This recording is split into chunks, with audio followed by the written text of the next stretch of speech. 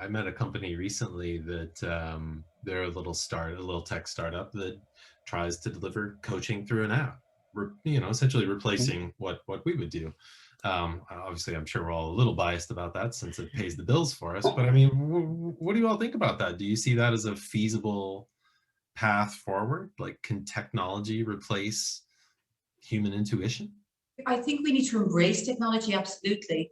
Most research would indicate that the human touch probably will never be replaced. Not fully, no. Most research, but there's really, really good research out there around this space and how we can use it as coaches. I think we're okay at the moment. I think there's huge potential. I'll be very, very honest with you. I think it's phenomenal potential. At the EMCC conference there, I think last year they had one of the supplier of coaching app and bot, and they also brought up research that, and again, it depends on the demographic, the people we're working with. I'm ex-military, so I've a kind of when I hear about military, the ears prick up.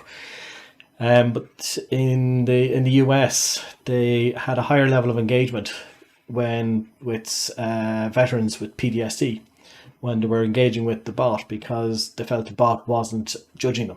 Mm-hmm. And there can be that space as well where the bot we can use those tools to do some of the, like Cathy said, the right time messaging, those little tips, tricks, nudges when there's a habit or positive habits to be the kind of if then logic. So if you know yourself, technology can know an awful lot about what we're doing through habits, and it's that habit tracking. And there's great opportunity for bots and for AI to hold that space when we're not in a coaching conversation, but still have that coaching development focus, that really good growth at the heart of its tool. And the flip side is there are people who are absolutely scared to death of the idea of technology in a coaching environment.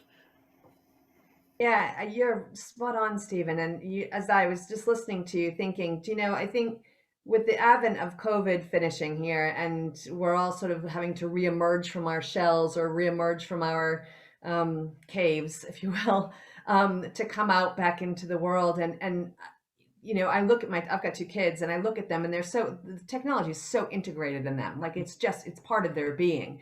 And yet we all, you've got Better Up, you have, which is, coaching and therapy. And I think what I'd like to say is that when it comes to the technology, that if it's used properly, it is so beneficial, and that it can be, and there can be numerous, a bot here, maybe I don't know, a ping on the phone there. There can be, a therapist here. But actually, at the end of the day, I'm kind of hoping it's a personal development revolution or something that's going to happen here, because we've got a mental health issue that's global, and not just about mental health, but a personal development thing. It's like, I want to make myself better, whether that be through therapy because I need it, or because I want to be a better human being. I want to be a better leader. I want to be a better mom. I want to be a better soccer player, whatever it is. That if there's technology that's integrated within our lives in any aspect, I think it's just gonna happen, whether we like it or not.